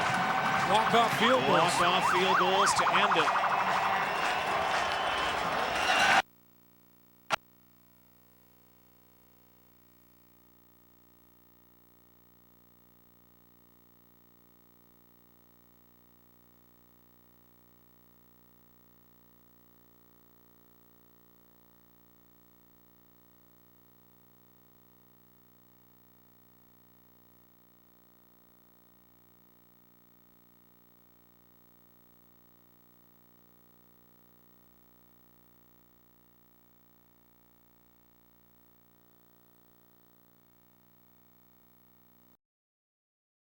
as he left the broadcast booth when "Go Riders Go" and started the chant right down media row here. Now Darian Durant to the far side, the catch, and carrying a Stampeder on his back is Chris Getzlaff. Tad Cornegay, a former Saskatchewan Roughrider, went for a ride on the horse called Getzlaff. Durant's going to buy time by continuing to kind of give ground here. Gives ground a little bit, gives ground, bounces a little to his left, just waiting for Getzlaff to open up so that he waited for Cornegay, Tad Cornegay, to come way back inside before delivering that ball. Penalty flag. Durant down, loses his helmet. That will be a penalty as well. There was an initial penalty as Chris McCoy ripped off Darian Durant's lid. Actually, both helmets coming off here. But let's sort this all out. Chris McCoy, I think he hurt his knee significantly here. Whistle with McCoy down. Offside. Saskatchewan number 88. Major foul. Face mask. Calgary. First down. Automatic. Saskatchewan.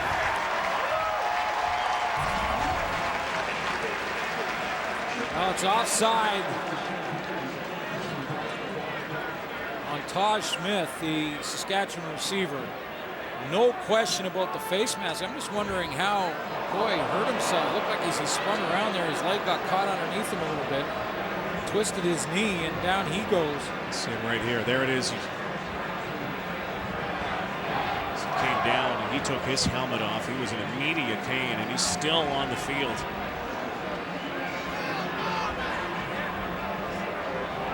And I mentioned that the Calgary penalties have cost them this.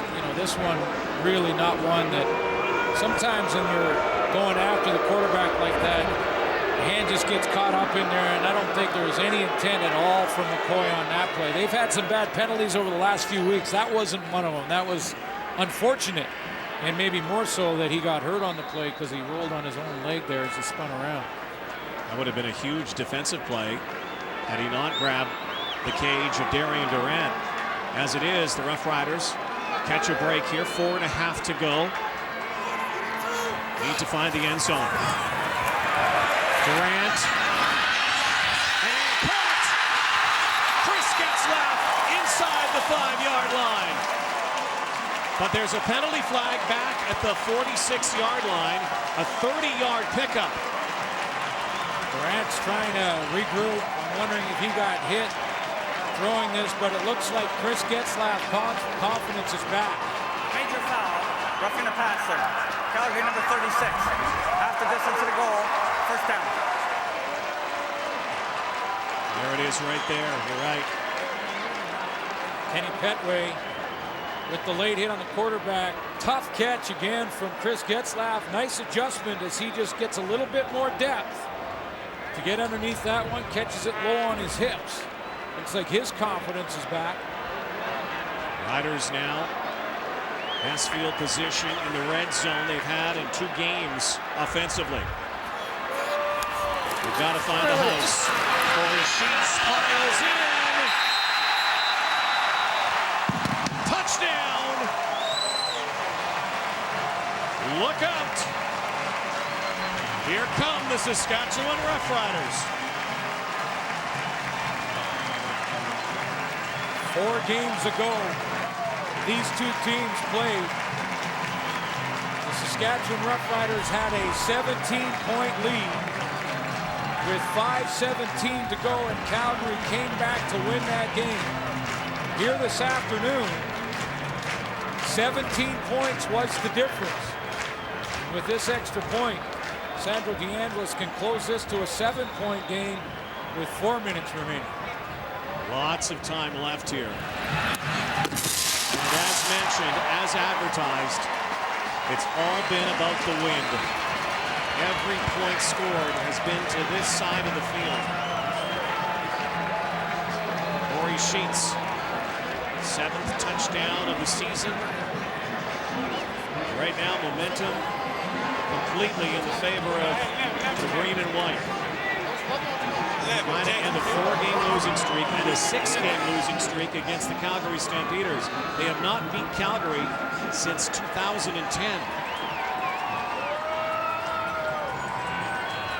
John Huffnagel going to have to get production out of his run game on offense, see if they can eat up that final 3 minutes plus. But here's the touchdown drive. Durant with the wind of his back goes to Getzlaf to get things started. A face mask penalty gets him an automatic first down. A tough catch here from Getzlaf.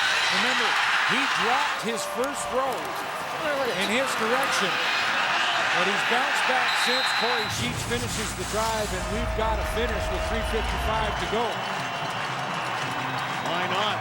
It's all we've had this week in the CFL.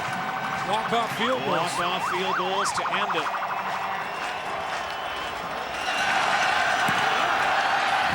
Smilo, big kick.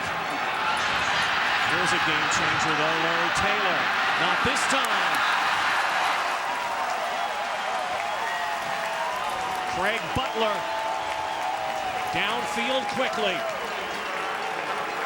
And now, well, this is big on big. And this is what I mean by that, Rod, is everybody in the park, including a packed house at Mosaic, know one thing, that Calgary wants to run the ball on this series. They want to get their big guys up front, big on big, and move the pocket, move the line of scrimmage to get John Cornish going and eat up this time. Can they do it? Play action. Good call. Rob Cote. Dave Dickinson out of his page book when everyone in this building was looking at number 9. Absolutely love the call. I mean, and everybody reacted to that run. And a 22-yard, basically, quick screen to tight end Rob Cote. What a tremendous call by Dave Dickinson. Not afraid, a gutsy call. This time of the ball game, great field position now. 3-minute warning after this play, barring penalty. This time to Cornish. Squirts forward to the midfield stripe. 6-yard gain to the midfield stripe. 3-minute warning in a 10-point ball game at Mosaic. Game story brought to you by Mr. Lube. Get top to bottom maintenance, take good care. 17-10 game. Down to the final 3 minutes. Good start for the Calgary Stampeders. They accumulated 14 points their first couple of series, and that's been able to last so far. But a 7-point game now as the Riders now have the wind at their back and a key second down right now. 4 yards for a first down. Lynn's going to throw again, and knocked down by Eddie Russ. One of the biggest defensive plays of this game. And this place is going bonkers. Right now the pressure squarely goes to the shoulder of Rob Maver, who on the last kick was a pretty good one. He knuckled one nice and low, got some distance on it. He's got to try and get what field position he can here. Former full-time place kicker, now the full-time punter. What a challenge today here in Regina. Last punt, 33 yards. It was a good one, a line drive. This is an excellent punt. Inside the 20. Tristan Jackson is swarmed inside the 25-yard line. That's a money kick. That's 2 in a row for Rob Maver into the wind. Big kicks for him. Now it's on their defense, but they've got a lot of field in front of them, Riders. So that gives your defense a chance. It gives them something to believe in. Get after it here and get the ball back. And ice this game, but Darian Durant's got a lot of field in front of him because of the kicking of Rob Maver into the wind.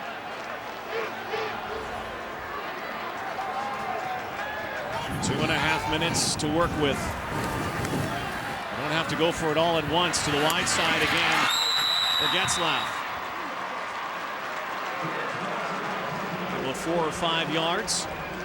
Dangerous toss out there with the wind, but again, Saskatchewan does have the breeze here. Yeah, and I'm wondering though, Rod, though, on this second down, if they don't get it, Saskatchewan, is there time for Corey Chamberlain to kick the ball and get it 2-and-out and get it back? With better field position. Or are they just going 3 down? I'm saying it's almost at 3 down. It's right on that bubble. They have no timeouts left. Durant to Dressler. Hauls it in, no catch. Out of bounds. It will come down to 3rd down. Yeah, that took 6 seconds. And it doesn't look like they're hesitating. I was going to say it's right in that bubble area. If you're at 240, you probably punt it here. Or just underneath the warning. And I think now they are changing their mind. Yeah, Corey Chamberlain. It's that close, you know, and that's what I was wondering. Right on that bubble area, you can kick it away here.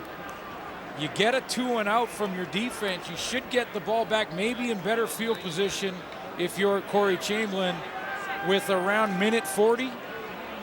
Now you need the 2-and-out. Again, no timeouts to stop the clock.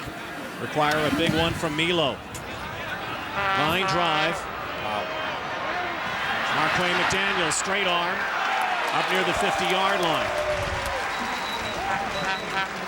Now to 2:02 remaining. CFL on TSN brings you some Monday Night Football. The Edmonton Eskimos travel to Toronto to take on the Argos. Live coverage 7:30 Eastern, 4:30 Pacific. TSN and TSN Mobile TV. Well, Corey Chamberlain, it will come down to your defense here. Well, and I think Corey Chamberlain wanted more out of his kicker there, too, from Chris Milo. He fumbled it a little bit and then got unlucky on a line drive that went right to Marquay McDaniel. Because with the wind at his back, Calgary could have been looking at a long field and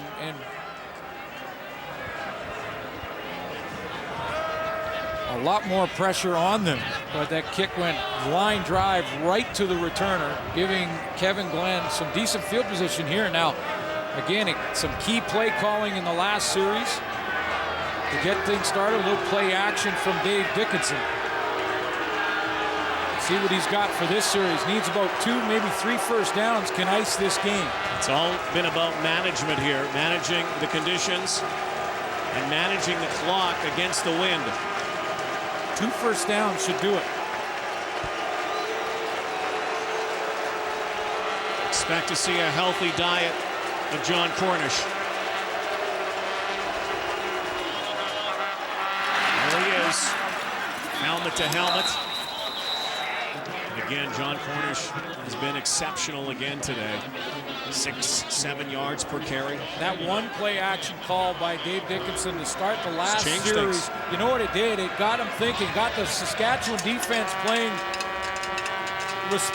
their assignment responsibilities more squarely, so it's going to give more seams for Cornish.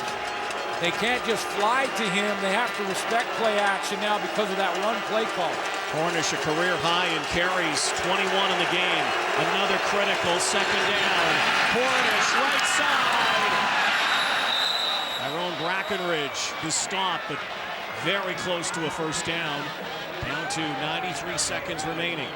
You know, this really, you're talking inches here for Calgary. Works in their favor in a big way because you would think that, wow, John Cornish ran into his own man, Chris Bauman there. But this takes some time off the clock if Dave Dickinson goes on short yardage here. Should be able to get it with a few inches to go. With Bo Levi Mitchell in the game, he's been excellent on these quarterback sneaks, and the clock cannot be stopped by Corey Chamberlain here by a timeout. 3rd and inches. First down, and one more of those, a penalty flag on the far side. One more of those first downs and could ice it here. And Dave Dickinson wants to climb the penalty so that they can take the play, which is a first down. Get a new set of downs. And use the full 20 seconds each time. Offside. Saskatchewan 93. Penalty is declined. first down. It was almost best case scenario for Calgary on the John Cornish run to be inches away and use up another 18 seconds or so on the clock. Roughriders may just run out of time here in this game. All attempts at a comeback. Cornish again, 4 or 5. One more of those. That should do it.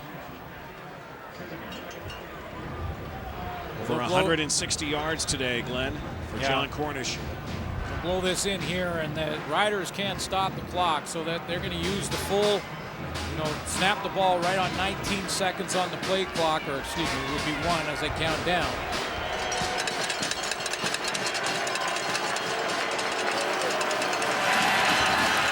Cornish nowhere to go this time, so it will be 3rd down, but again, Roughriders, if they get the ball back, and we say if, there will be very little time left. Well, and here's the scenario, too, is that this has been outstanding clock management by the Calgary Stampeders, really to burn up this much time when you consider that there was a 7-point game just underneath the 3-minute warning. And for Dave Dickinson's play calling and John Cornish running in the offensive line up front for the Stampeders, they have been able to take away all this time on the clock. Darian Durant's going to have time to maybe Hail Mary. That's about it. Began this drive with just over 2 minutes on the clock. Rob Maver to boot it away. Tristan Jackson with 14 seconds. He's going to find a seam or better go down quick. That's all it's going to come to is a Hail Mary now for the Saskatchewan Roughriders and Darian Durant. And you can tell by the silence here at Mosaic, even the hometown fans not liking the odds.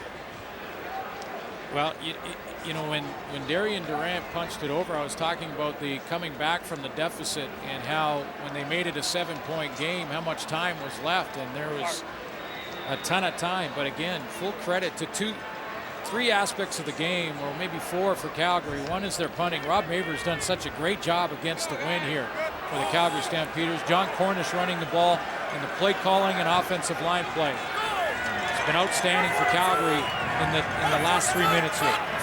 Here it is. Last gasp. Durant heaves it. Looking for Getzlaff. That will do it. The Roughriders stage a 4th quarter comeback with the win, but they fall short. The clock, their enemy. No joy in Riderville again. They have lost 5 straight games. The Calgary Stampeders move to 500.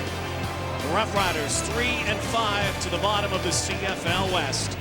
And on to Labor Day for both teams. Final score here, Calgary 17, Saskatchewan 10. That's it from Mosaic Sports Center. Coming up now.